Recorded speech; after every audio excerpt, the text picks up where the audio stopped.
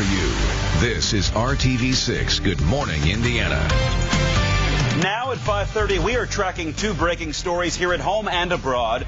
First, a home invasion leads to a shooting on the west side. We're live from the scene as police begin to sort out what sparked the violence. Also, we are following the backlash in Syria after a U.S. military strike, the latest on the damage and the reaction from other world leaders that could have big consequences right here for the U.S. Welcome into Good Morning Indiana here at 5:30. I'm Mark Mullins. And I'm Amanda Starantino. Now, first, your weather. It was extremely windy yesterday. If you didn't feel it, you heard it. Still breezy out there today. In fact, we've got some clear skies from our Weather Now camera. What's in store for your Friday? Breaking overnight, more fallout from the U.S. strike on Syria. Here is what we know right now. The Syrian military says the U.S. missile attack on one of its air bases killed 7 and caused extensive damage. They are calling it an aggression that undermines counterterrorism operations. This after nearly 60 Tomahawk missiles hit that base. This is the first U.S. attack against the Syrian army since the war started in 2011. Secretary of State Rex Tillerson says Russia has failed in its responsibility to deliver on a commitment to secure Syria's chemical weapons. And this morning we are also getting reaction from Indiana lawmakers about the attack on Syria. Republican Luke Messer from the 6th District is supporting President Trump's action. Messer saying that, quote, "We will no longer stand by as Assad and supporters commit war crimes and atrocities against innocents." Now stay with RTV6 and the RTV6 app all day today as we will stay on top of this rapidly developing story. Now let's get you up to speed on breaking news here in Indianapolis. Metro Police are on the scene of a possible home invasion on Indianapolis's west side. One person in critical condition after being shot and 2 others were hurt as well. I want to get right to Good Morning Indiana's Emily Pace, who is live at the scene as police begin to piece together all this violence that happened this morning. Emily. Hey, good morning. Yeah, still a lot of unanswered questions here at this crime scene.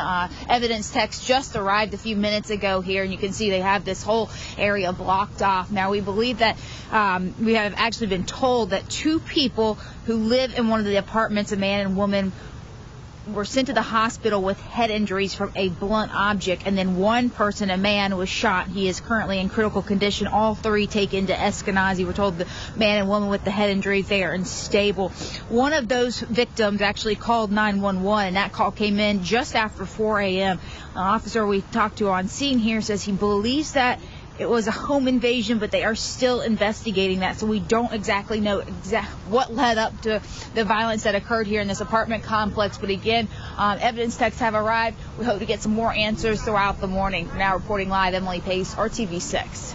Emily, thank you. And new this morning, people are raising more questions about the I-69 project between Martinsville and Indianapolis. Now, INDOT is sharing info on the exact interchanges, overpasses, and reallocations that could impact homeowners along this route. There are about 10 interchanges and 16 overpasses along the corridor. Thursday night, dozens showed up at Perry Meridian High School to get their questions answered.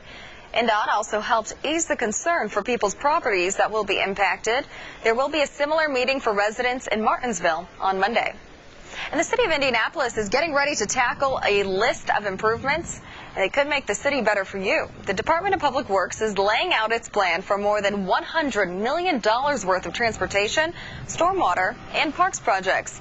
One of the first projects is on 71st Street. The street is being resurfaced between Hague and Allisonville roads on the northeast side. In total, nearly 70 lane miles of roads will be resurfaced. Also, more than 6 miles of sidewalks will be repaired or installed, and 300 handicap accessible ramps added as well. The state Supreme Court ruled to suspend former Marion County prosecutor Carl Brizzi from practicing law for 30 days. The suspension stems from 2 incidents in 2008 and 2009, but the disciplinary order points to high unusual intervention by Brizzi in instruction to his chief deputy to allow criminal defendants to change a felony from a Class C to a Class D. Well, Brizzi told RTV6 last year that he thought the issue had been settled after he received word that there was no reasonable cause to believe that he was guilty of misconduct. And covering education, some IPS students will be attending new schools next year. The State Board of Education approved an extension of the IPS transformation zone to help failing schools. Starting in the fall, students from John Marshall High School will be moved to Arlington. And the district's deputy superintendent for academics says she wants a renewed and energized environment. Schools must have received 3 or more consecutive F ratings to be placed in a transformation zone. It means more state funding and more tools to base instruction on the needs of a specific school. Now covering the State House, the Indiana Senate is backing a proposal addressing Airbnb rentals. The House approved a different version last month.